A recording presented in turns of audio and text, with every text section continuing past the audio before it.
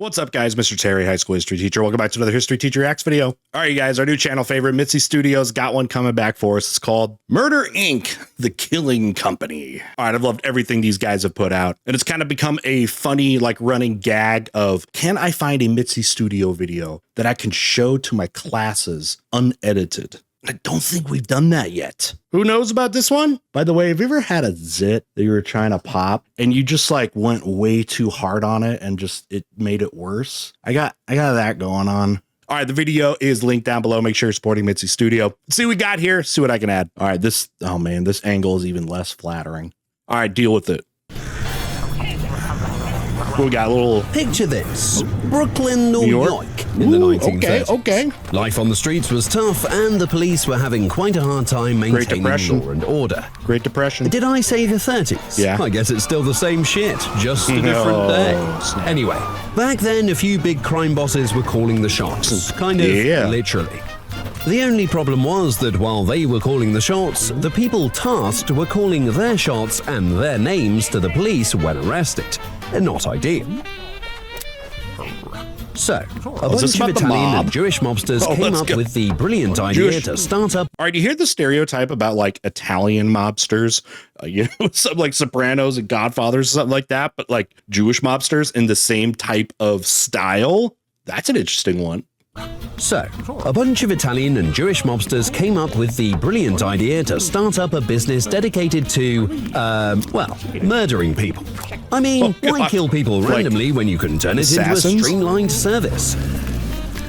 In addition, the mafia didn't want made men getting their hands dirty, so a centralized and outsourced murder squad sounded like a great solution. Just like desperate people. Now, the mafia played an interesting role in certain times in American history, especially because if you've heard about like political machines, we covered those recently in, I think it was a Fat Electrician video recently, where essentially you had these people, well-to-do, I guess, people, and they would basically buy off politicians, and then they would also, to basically get public support, sometimes they would offer public services, like during the Great Depression, like here, like giving out food and stuff like that. So basically they could go out and do these crimes, do this racketeering and stuff like that, but they could have some public support, which can let them get away with literally murder in this sort of thing. And there's an interesting part of history, especially because it brought in also new types of police work and like forensics. And because let's just be honest, the further back in time you go, the easier it was to basically get away with a crime. And it changed police work forever, too.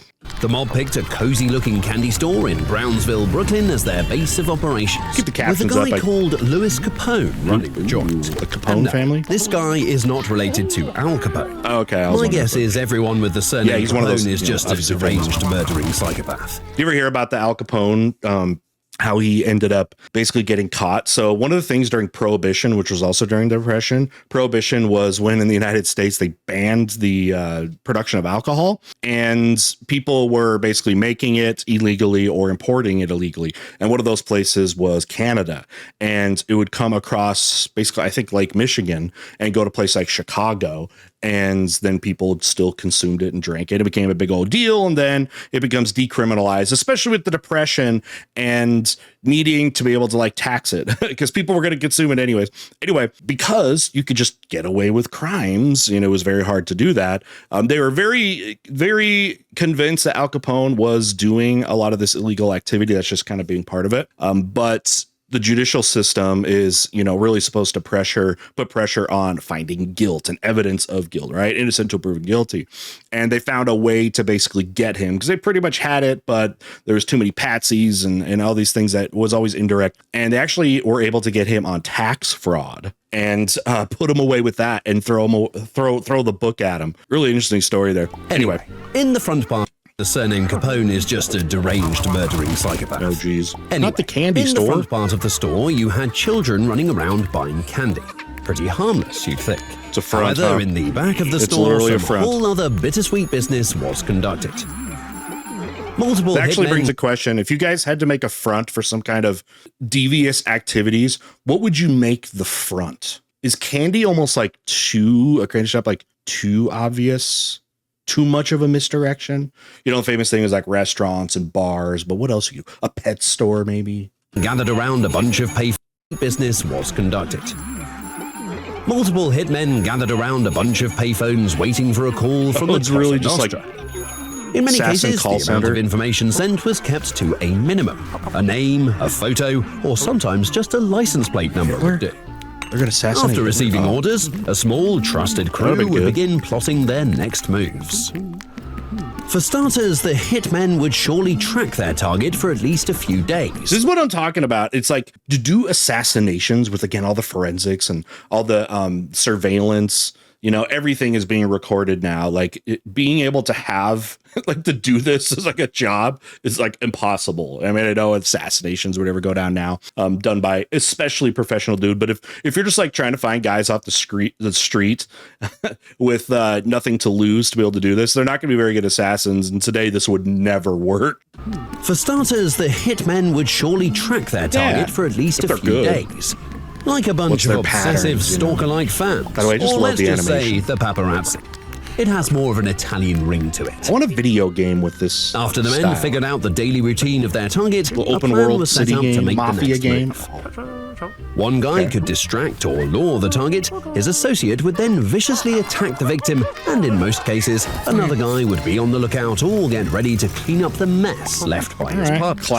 Classic. Now, if you think these ruthless killers went in prepared, this could be just another Monday morning killing just before their 12 p.m. antipasto and espresso. Do you know, by the way, that because cities like New York and stuff were so disgusting, it was disease rampant.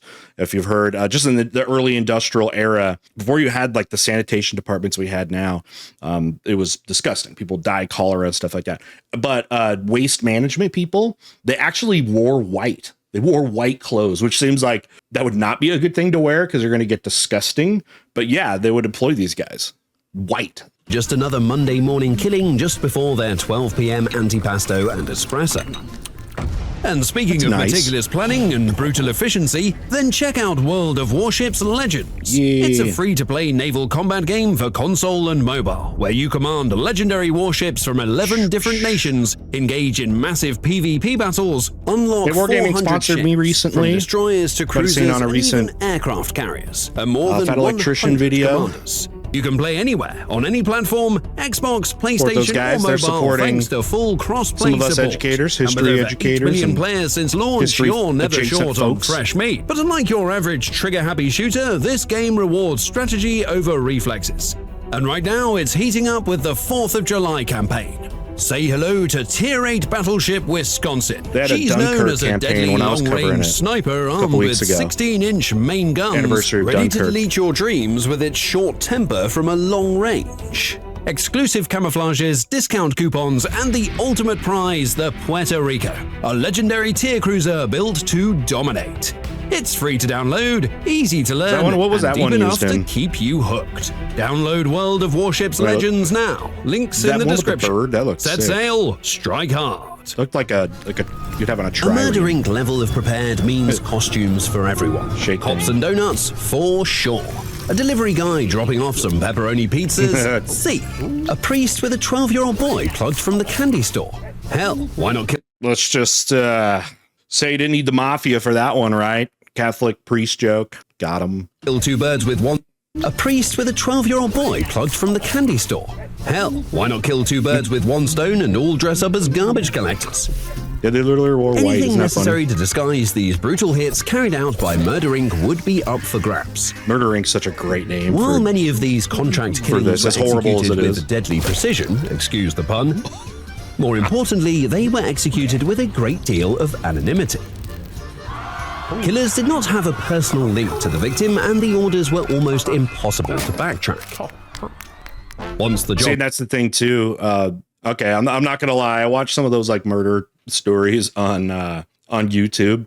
And, it's always the boyfriend. It's always the husband. It's always something like that. Like just random killings are such a small percentage of that kind of thing. So obviously with assassins, that puts you in good position. But still the idea of like the forensics and ballistics and that kind of stuff, because so much evidence is left behind back in these days that today you nail somebody on, The family gives, the family takes. Tim, and the orders were almost impossible to backtrack. Yeah, you can just get away with it. Once the job was completed, employees were paid in cash. Obviously, the murder business is not the place for a retirement fund. Just to elaborate, most criminals retire in jail or 6 feet under. So why worry about silly things like retirement savings? Meanwhile, business was booming, and the kill count was going through the roof. By the way, one of the innovations, I want to say, did it come out of New York when they were I remember it was like a documentary or something I was watching about modern police detective work. Because like in a place like New York, there were so many unsolved murders. It was insane. Like I forget what the success rate is. And I know even today, I know it's very depressing to actually look at what percentage are done, but like it was so minuscule to be able to do that. Because I mean, again, we talked about the forensics and all that stuff, and just change your disguise, go behind the corner and take off your fake mustache and change your hat and you're on your way. But one of the things that was kind of obviously a brilliant innovation that came along was mugshots. So when cameras, were invented and then became plentiful, the police forces were investing in those to get that. Because think about trying to get identity before cameras for crimes like this. Like, think about it. How'd you do that? Okay, you can go to the Wild West, like drawing the picture of the guy with a wanted sign, and then that's it. Like, okay. Well, it's pretty easy to manipulate that or not be accurate or just change your disguise. So this is that era right now, at this time of this Murder Inc., where the modern detective work and all this stuff was really coming to fruition. The hitmen responsible for these numbers were Abe Kid Twist Relis, one of the most feared hitmen and apparently also a great informant for police later on. Oh, he's a snitch. Louis Lepka was one of the bosses overseeing the whole death machine. Retaliated against.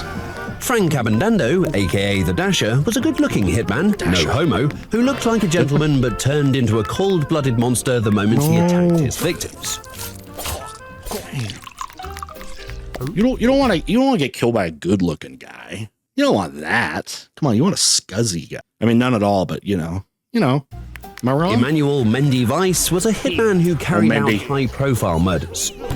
Just for example, he shot places. mobster Dutch Schultz in the stomach, who lived for 24 hours. Oh, that'd be painful, 24 hours. Meanwhile, the police hoped to interview a hallucinating and dying Schultz, but only got a story about French-Canadian bean soup and girls playing jacks with a softball. Not very helpful. Okay, let's get back to the list of top killers, shall we? Okay. One of the most prolific hitmen in Murder Inc. was undoubtedly Harry Pittsburgh Phil Strauss. This guy is believed to have committed over 100 murders, which is a lot. This fellow was all about efficiency and getting very creative when it comes to whacking people. First of all, he never carried a weapon. He would hide his murder tools on the spot or improvise by finding a weapon on the fly. Oh, snap, he's like Jackie Chan. He could easily use a pencil to draw a picture of severe brain damage for you. He can help you fall back asleep with your own alarm clock. Or just... Oh my gosh, you're just smashing people. God, it's like, this guy's getting creative. Remember that scene in Dark Knight where Heath Ledger's the Joker has that pencil and he stabs it into the pencil or the pencil into the table and then just smashes that mobster's like face into it? I feel like that's where they got that idea. Dude, death by alarm clock. There's so many puns you could do with that. Your time is up. Severe brain damage. What time is it? He can help you fall back asleep with your own alarm clock, or just use a piano wire to resolve any discord between friends. At this point, it is safe to say this guy will find a way to take a life. He even shoved bodies into freezers to plan later disposals when police were paying less attention. Was it around this time too, where fingerprints were becoming a thing? Because think about that. That's kind of an ingenious thing too. Because when do you ever think about fingerprints, as anything? And when did we also know that they're all like unique? Like no two fingerprints are exactly the same. Like that's something wild too. And another interesting innovation to, have a database. So you can have photos, then you've got that. And then once we get like DNA and all that, that's just going to add to it. But shoved bodies into freezers to plan later disposals when police were paying less attention. After all, freezers attract less heat. Literally. To show you the kill skills of this man, let us join Harry Pittsburgh Strauss for a night out on the town. He whistled. Is this the distraction? Dude, this is a slap. It's Strauss, the killer, don't dare to blink off the grid in the shadow sent by Murder Inc. He has got your name tag and home address, plus your cleaning lady's number to fix the mess. With an ice paying her off or what? Silk cravat, he whispers on guard, then click clack splat takes out two with matching guns in gold. The button man leaves the package cold. He poisons drinks with subtle touch, a Chianti martini or amaretto's clutch. He grins as they sip and compliment the brew. Wait, I taste metal, yes, I'm sure you do. But worst of all, he plays in flats. A canary sings, so do all the rats. Each piano chord so sharp, so clean, his keys strike fear. C major me. This is great. Dude, I'm loving Pittsburgh. Oh no! You guys ever play Overcooked? A soldier gets paid to go to war, so he swings his axe walking through the door. Sharp like his blade, Brioni suit with vest. Add the concrete boots for his latest guest. Okay, I gotta shout this out, okay, for like the Depression era. People still found a way to totally swag out, even if you were broke. The idea of the hats and the suit and all that, you just wore that stuff. And we've become degenerates, myself included. Do you guys think we need to bring back that, just like that style? Because it was so stylish. Or y'all like, nah, I just want to wear pajamas. Sharp like his blade, Brioni suit with vest. Add the concrete boots for his latest guest. You do the concrete. Was that a real thing? I thought that was she TV. Begs with tears, but it's far too late. From high heels to seeing keels of a fishing fleet. As agreed, smelly meat is taken off the street. These streets hum with the music of the dead. Let us dance to their tune instead. He's Strauss the killer, your final note in opera gloves and murder coat. Yep. He doesn't run. No fingerprints now. Hide. He'll whack them all and then vibe slide. He's Strauss the killer, your final note in opera gloves and murder coat. He doesn't run. He doesn't hide. He'll whack them all and then vibe slide. The vibe slide. That needs to be a dance, TikTok dance. Y'all get that going? The vibe slide? You add some kind of like assassination, I guess, to it, and you vibe slide. That was great. Okay, maybe we exaggerated the killing spree a little bit, but you get the point. After operating for 10 years, Murder Inc. was responsible for more. There is the actual Mitsi Studio. You guys zoom that in, it's right there. That's where they are. They gotta be careful. They got Murder Inc. around there. Get the point. After operating for 10 years, Murder Inc. was responsible for more than 1,000 murders. You can run your business as discreetly as you want, but a cute little candy store with 1,000 corpses around it, well, people are going to notice after a while. No, it's just diabetes. There's just a lot of candy being sold, okay? As we mentioned earlier, Abe Kid Twist Relis eventually spilled the beans on Murder Inc. and triggered the downfall of the organization and its associates. See, and I feel like now that guy's going to get his Cummins are coming up or whatever. Mafia, you can't have that kind of snitch. I bet he didn't survive. Anyone know if they don't say? What happened to the snitch? Not long after, Abe Relis fell from a 6-story hotel while being in police custody. The police reported the fall as a, suicide. There we go. Yes, unlike Abe Relis himself, let that silence hang in the air for a bit while digesting the credibility of that report. Air quotes. Eventually, most hitmen and mob bosses of Murder Inc. were arrested, put on trial, and subsequently executed for their crimes. The old sparky electric chair in the Sing Sing Correctional Facility was their final redemption for a brutal and violent life on the streets of New York. Is anyone do any states that still do capital punishment still use the chair? Is it all like lethal injection now? Is it like an option? It's so crazy to think about, huh? But as the saying goes, in the end, the streets always collect. I haven't heard that one, but I believe it, I guess. All right. Final thoughts. All right. Mafia history is quite interesting to talk about, especially when you can teach it in history as the context of what cities were like in sort of this era that was kind of brought on from the social ills that came from kind of the Industrial Revolution. And you had the urban poor, and then kind of as a reflection of that, it's, I mean, really like the rise of the mafia, political machines, that sort of thing really were like effects of that. When you hear these deeper stories again about how these guys would operate, you know, kind of in the shadows with these assassins and stuff like that, that just makes it kind of crazier to think about. So, but in this video, I was thinking in recollection here, they didn't really swear much. There was you know, the gore, and I've described this channel as adorably gory, but actually almost kind of rather tame as compared to the other ones. I don't know if they're doing that. They had responded. I forget which video it was, when I showed how they responded, because when I started watching, it was like, you know, the whole thing about, is there school appropriate stuff? And they actually responded in kind of a funny way. And I responded back. I said, no, you don't need to tame down. Don't worry about that. You guys be you. But still, you know, I don't know about that one. But anyway, I had a lot of fun with this. I hope you guys did too. Again, link down below to the original video. Make sure you watch that. Make sure those guys get support. They're funny. Been watching what we do here. Love that. See you next time.